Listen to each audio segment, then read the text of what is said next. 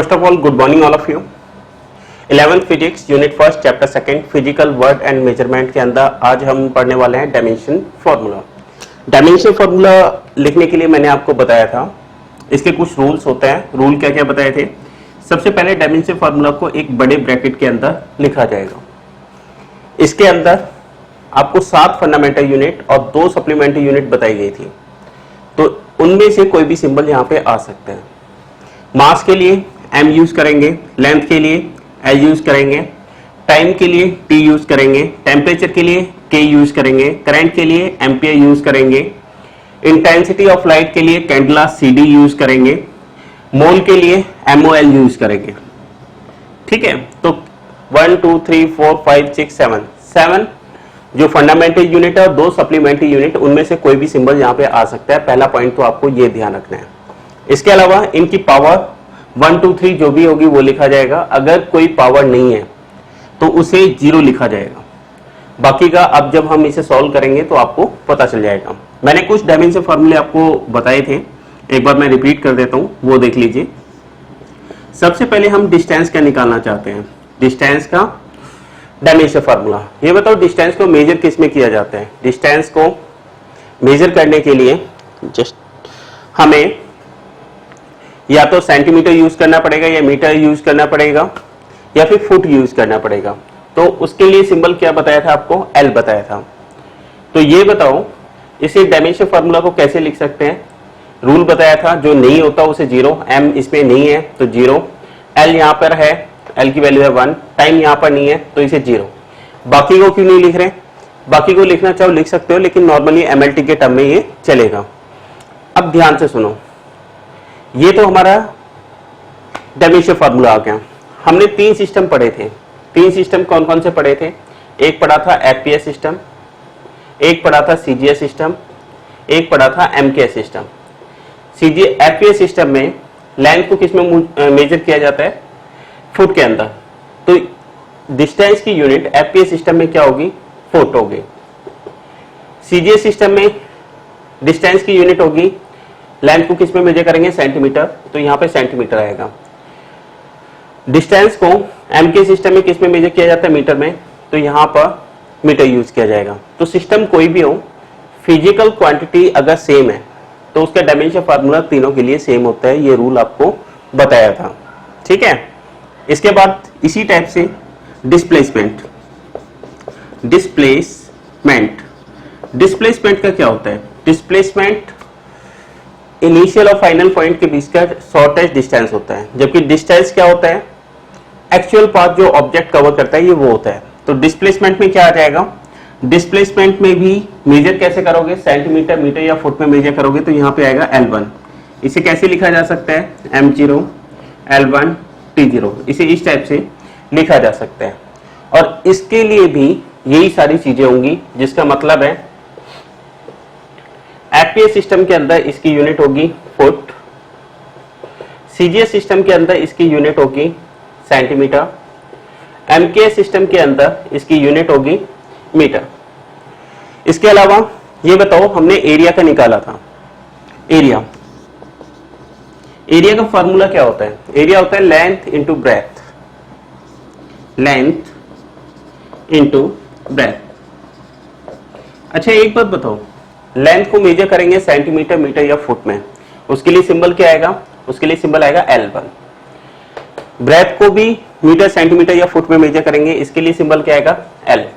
L और L का multiply कितना हो गया? L2। डायमेंशन फार्मूला को लिखने का तरीका क्या होता है?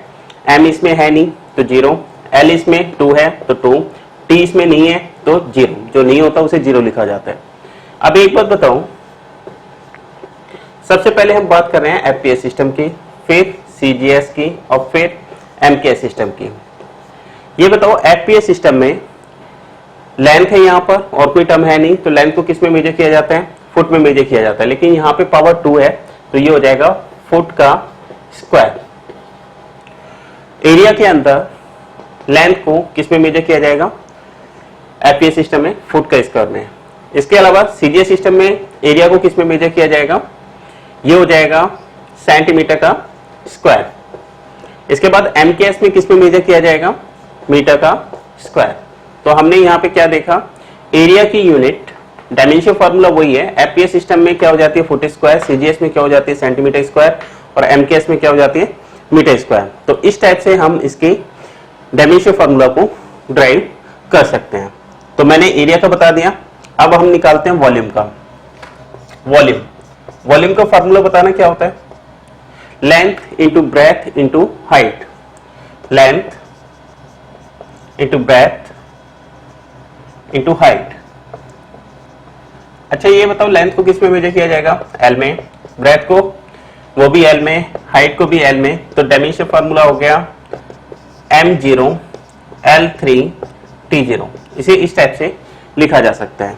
तो ये बताइए, तीन सिस्टम बताए थे आपको। अगर हम सीजीएस सिस्टम में वो एफपीएस सिस्टम में देख रहे हैं तो वॉल्यूम का यूनिट क्या आएगा, मीटर। वो एफपीएस सिस्टम में क्या होता है फुट, लेंथ क्या होती है फुट में मेजर होती है, तो फुट की पावर 3 आएगी। सीजीएस सिस्टम में क्या आ जाएगा, सीजीएस सिस्टम में आ जाएगा सेंटीमीटर की पावर 3। और एमके सिस्टम में क्या आ जाएगा, एमके सिस्टम में आ जाएगा मीटर की पावर 3। इसे इस टाइप से लिखा जा सकता है। ठीक है, एक पॉइंट और बताओ। अगला पॉइंट आता है डेंसिटी। डेंसिटी का फॉर्मूला बताना, क्या बताया था, डेंसिटी का फॉर्मूला हमने पढ़ा हुआ है mass upon volume. Mass upon volume, mass को किस में मेजर करते हैं, m1 में। वॉल्यूम का अभी निकाला था, L3 आया था। अभी से ऊपर ले जाओ, m1 L ऊपर जाएगा तो -3 हो गया। इसे डायमेंशन फार्मूला के रूल क्या थे, इसे ब्रैकेट के अंदर लिखा जाता है। m इसमें 1 है, L कितना है -3 है, t इसमें है नहीं तो t0 लिख दिया। ठीक है, अब ये बताओ, हमने तीन सिस्टम पढ़े हुए हैं। तीन सिस्टम कौन कौन से पढ़े हैं, पहला पढ़ा था एफपीएस सिस्टम, ठीक है, दूसरा सीजीएस सिस्टम और तीसरा एमकेएस सिस्टम। एफपीएस सिस्टम में इसकी यूनिट क्या होगी, मास को किस में मेजर किया जाता है एफपीएस सिस्टम में, पाउंड में। तो पाउंड, एल को किस में मेजर किया जाता है फुट, पाउंड पर फुट क्यूब, इस टाइप से लिखा जा सकता है। सेंटीमीटर सीजीएस सिस्टम में बोलो, मास को किस में मेजर करेंगे ग्राम में और लेंथ को सेंटीमीटर में, ग्राम पर सेंटीमीटर क्यूब, इस टाइप से लिख सकते हैं। और ये माइनस है। एमकेएस में बताओ, एम को किस में मेजर करेंगे केजी में और लेंथ को -3, तो इसे बोल सकते हैं केजी पर मीटर क्यूब। ये यूनिट हो जाती है अलग अलग सिस्टम के अंदर। तो बताओ यहां तक ये पॉइंट समझ में आए या नहीं, इन पॉइंट में किसी को कोई दिक्कत है तो बता दीजिए, आगे सभी को। ठीक है, इसे मिटाते हैं, फिर अगला टॉपिक, अगले डायमेंशन फार्मूला ड्राइव करते हैं। डेंसिटी तक का तो मैं बता दिया था, कोई बात नहीं, कुछ बच्चों का जिनका रह गया था उन्हें पता चल गया, तुम्हारी भी प्रैक्टिस हो गई। अब आगे देखो, नेक्स्ट पॉइंट आता है, नेक्स्ट पॉइंट डेंसिटी के बाद आता है स्पीड। स्पीड क्या होती है भाई, स्पीड का फॉर्मूला होता है distance upon time, distance covered upon time taken, distance upon time लिख दो सिंपल सा। ये बताओ डिस्टेंस को किस में मेजर किया गया था, थोड़ी देर पहले बताया था आपको, डिस्टेंस को L में मेजर किया गया था, ये हो गया L1। टाइम को किस में मेजर किया गया था T1, तो कितना हो जाएगा ये हो जाएगा L1 T-1। इसे कैसे लिख सकते हैं, डायमेंशन फार्मूला का रूल, जो नहीं होता उसे 0, L कितना है 1 है, T कितना है -1 है। अब ये बताओ एफपीएस सिस्टम के अंदर इसकी यूनिट क्या होगी, सीजीएस में इसकी यूनिट क्या होगी और एमकेएस में क्या यूनिट होगी, बताना। एफपीएस सिस्टम में लेंथ को मेजर किया जाता है फुट और टाइम को मेजर किया जाता है सेकेंड, तो फुट पर सेकेंड, इस टाइप से इसे लिख सकते हैं। सीजीएस सिस्टम में क्या हो जाएगा, लेंथ को किस में मेजर किया जाएगा सेंटीमीटर और टाइम को सेकेंड में, तो ये हो जाएगा सेंटीमीटर पर सेकेंड। एमके सिस्टम में किस में आ जाएगा मीटर पर सेकेंड। ठीक है, इसके आप ये स्केलर है वेक्टर है, बताना। स्पीड स्केलर होता है या वेक्टर होता है, ये स्केलर क्वांटिटी होते हैं, scalar quantity. Quantity physical quantity दो टाइप की होती है, एक स्केलर और वेक्टर। स्केलर में सिर्फ मैग्नीट्यूड होता है, जबकि वेक्टर में मैग्नीट्यूड और डायरेक्शन दोनों होते हैं। 9th क्लास में पढ़ाया गया था ये सारा टॉपिक, अब 11th क्लास में सेकेंड यूनिट में पढ़ेंगे। ठीक है, इसके बाद आता है वेलोसिटी। वेलोसिटी क्या होता है? वेलोसिटी होता है डिस्प्लेसमेंट अपॉन टाइम, डिस्प्लेसमेंट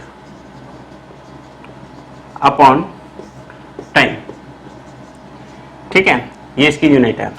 अच्छा ये बताओ डिस्प्लेसमेंट किस में मेजर होगा? मीटर, फुट या सेंटीमीटर, इनमें मेजर होता है, तो उसके लिए सिंबल क्या आया था? L1। टाइम के लिए T1। तो इसका डायमेंशन फार्मूला क्या हो गया? जैसे ये निकाला था वैसे ही m0 L1 T-1। बाकी की सारी चीजें सेम यही हो जाएंगी क्योंकि डायमेंशन फार्मूला भी सेम ही है, ठीक है।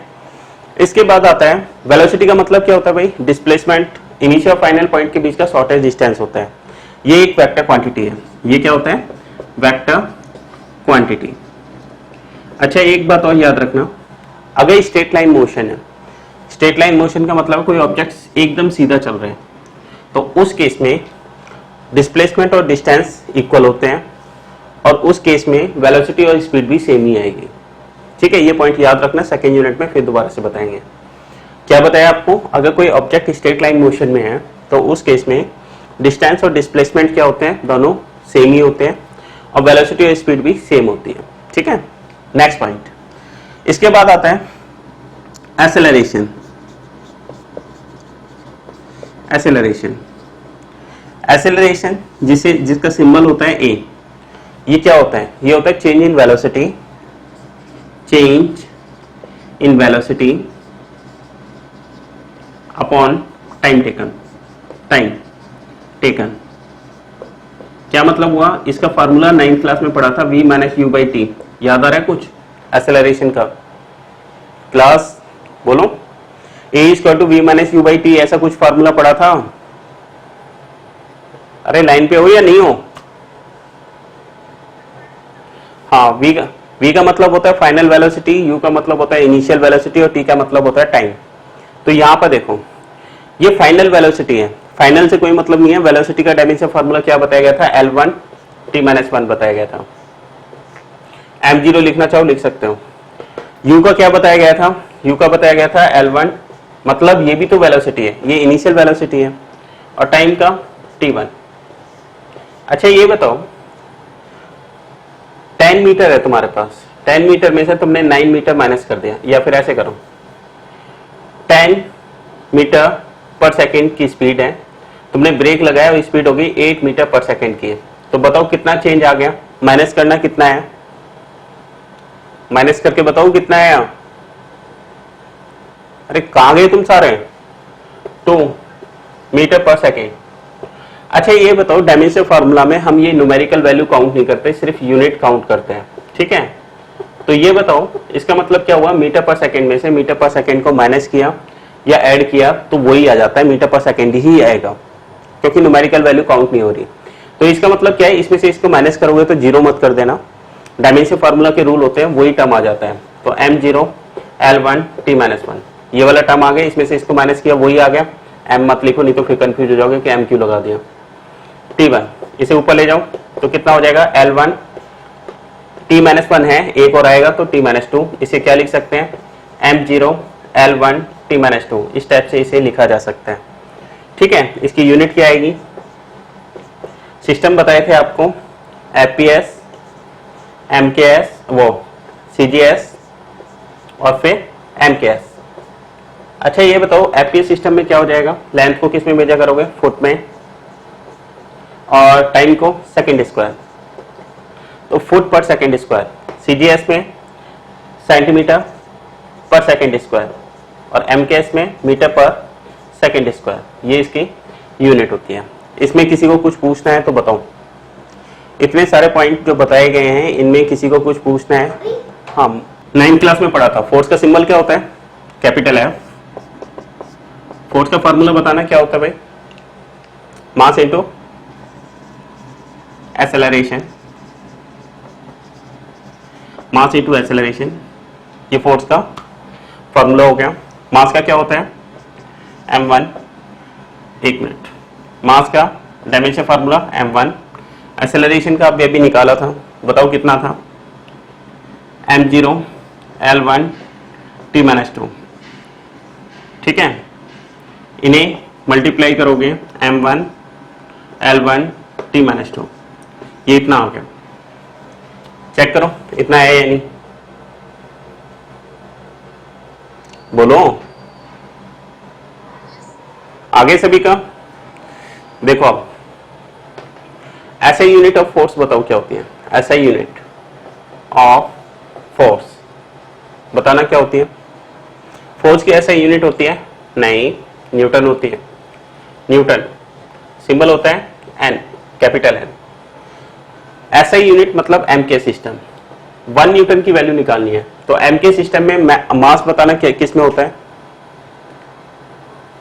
मास किस में होता है एम के में, केजी में, केजी की पावर 1।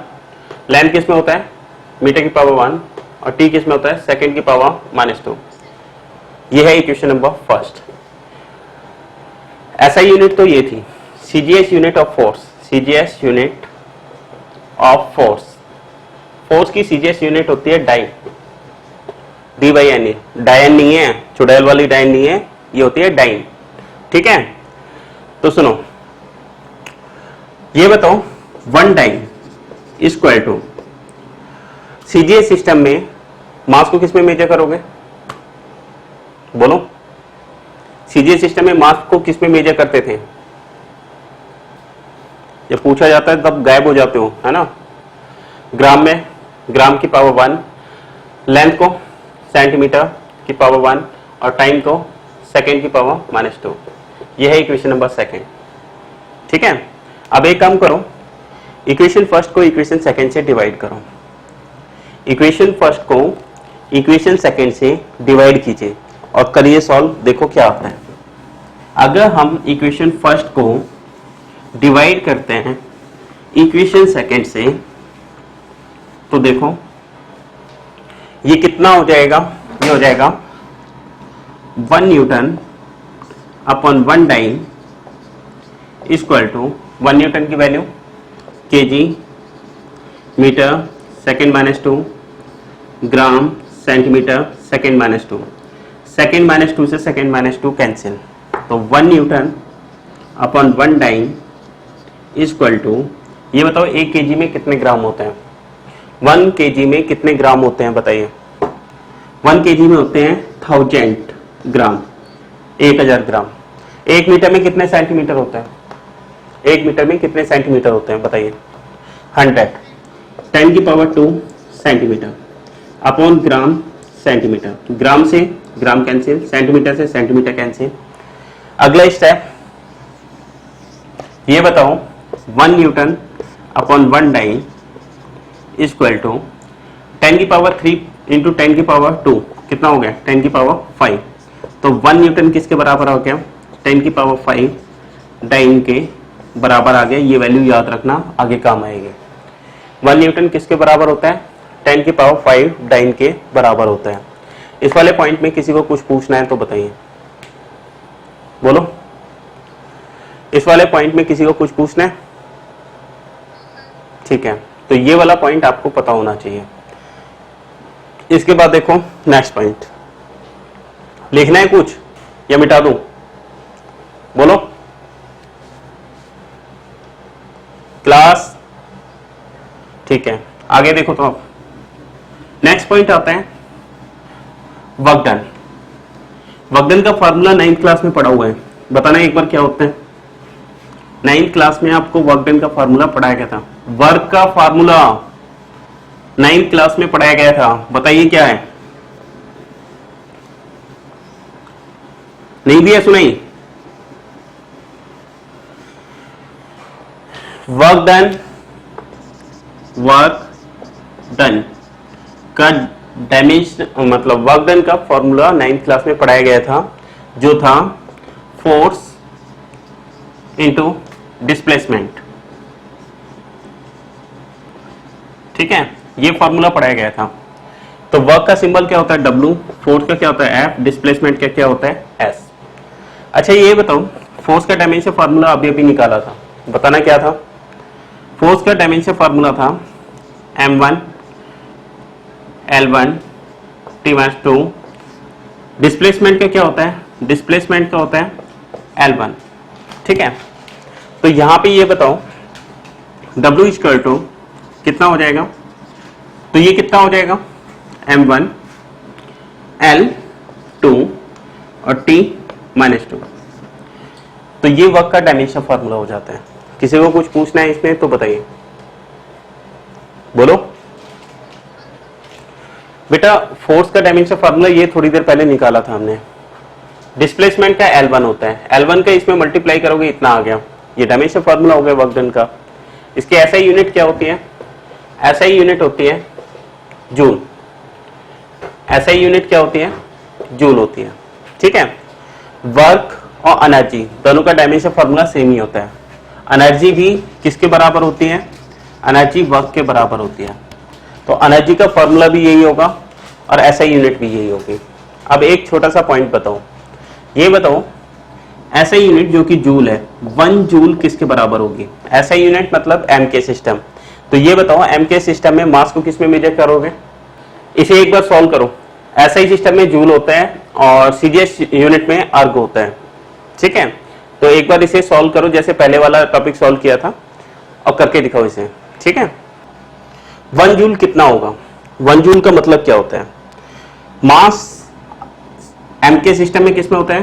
केजी में, केजी की पावर 1। लेंथ किस में होता है? मीटर में, मीटर की पावर 2। टाइम किस में होता है? सेकंड में, सेकंड की पावर -2। ये हो गया इक्वेशन नंबर फर्स्ट। ये बताओ CGS unit, CGS unit of, CGS unit लिख दो बस। CGS यूनिट क्या होगी? CGS यूनिट हो जाती है इसकी अर्ग, ERGS अर्ग। 1 अर्ग किसके बराबर हो जाएगा? CGS सिस्टम में ये बताओ मास किस में मेजर होता है? मास मेजर होता है ग्राम में, ग्राम की पावर 1। लेंथ किस में मेजर होता है? सेंटीमीटर में, सेंटीमीटर की पावर 2। टाइम किस में मेजर होता है? सेकंड में, सेकंड की पावर -2। ये है इक्वेशन नंबर सेकंड। ठीक है, इसके बाद मुझे ये बताओ इक्वेशन फर्स्ट को इक्वेशन सेकंड से डिवाइड करो। Divide equation first by equation second. Equation first को इक्वेशन सेकंड से डिवाइड करो तो बताओ कितना आएगा? ये आ जाएगा 1 जूल अपॉन 1 अर्ग इक्वल टू केजी की पावर 1, मीटर की पावर 2, सेकेंड की पावर -2 अपॉन ग्राम की पावर 1, सेंटीमीटर की पावर 2, सेकेंड की पावर -2। सेकेंड की पावर -2 से सेकेंड की पावर -2 कैंसिल। 1 जूल अपॉन 1 अर्ग। ये बताओ केजी को ग्राम में बदलो। 1 किलोग्राम में कितने ग्राम होते हैं? 1000। बोलो क्लास, आवाज आ रही है? देखो मीटर की पावर 2 है, मैंने बाहर लिख दिया। 1 मीटर में कितने सेंटीमीटर होता है? 10 की पावर 2 सेंटीमीटर। ठीक है, ग्राम की पावर 1, सेंटीमीटर की पावर 2, ग्राम से ग्राम कैंसिल। 1 जूल अपॉन 1 अर्ग इक्वल टू 10 की पावर 3, ये क्या हो जाएगा? 10 की पावर 4 सेंटीमीटर स्क्वायर। नीचे क्या था? सेंटीमीटर स्क्वायर था। सेंटीमीटर स्क्वायर से सेंटीमीटर स्क्वायर कैंसिल। तो ये कितना बच गया? 1 जूल इक्वल टू 10 की पावर 4 इंटू 3 7 अर्ज। ये इसका आंसर आ गया। जूल में और एनर्जी की दूसरी यूनिट जो कि CGS यूनिट है अर्ज में क्या रिलेशन है? 1 जूल किसके बराबर होता है? 10 की पावर 7 अर्ज के बराबर होता है। बताओ ये वाला पॉइंट समझ में आया या नहीं? बताओ आ गया? ठीक है, इसके बाद नेक्स्ट डायमेंशन फॉर्मूला आपको निकालना है। एनर्जी का भी हो गया, हीट का। हीट भी एनर्जी होती है और उसका डायमेंशन फॉर्मूला भी यही होता है। तो 3 चीजों को बता दिया मैंने डायमेंशन फॉर्मूला। कौन कौन सी चीजों को बताया? हीट का, एनर्जी का और वर्क का। तीनों का डायमेंशन फॉर्मूला सेम ही होता है। अच्छा, एनर्जी कोई भी हो उसका डायमेंशन फॉर्मूला यही आएगा। एनर्जी कौन कौन सी हो सकती है? काइनेटिक एनर्जी हो सकती है, पोटेंशियल एनर्जी हो सकती है। इनका भी डायमेंशन फॉर्मूला क्या होता है? एनर्जी के बराबर ही आता है और यही आएगा। क्या? M1 L2 T-2। इन सब का भी डायमेंशन फॉर्मूला इतना ही आएगा। इस वाले पॉइंट में किसी को कोई डाउट है तो बताओ, बोलो। इतना आगे समझ में सभी को? तो एक काम करो, आपको कम से कम 15 डायमेंशन फॉर्मूला अगले लेक्चर तक ड्राइव करने हैं। मैंने जो कराए हैं उससे अलग करने हैं, ठीक है। तो उन्हें करके देख लेना, फिर अगले लेक्चर में हम आगे और प्रोसीड कर देंगे। बोलो हो जाएगा इतना अगले लेक्चर तक? ठीक है, तो नेक्स्ट लेक्चर तक इतना कर लो आप, ठीक है। बाकी अगले लेक्चर में मिलेंगे आप, ठीक है।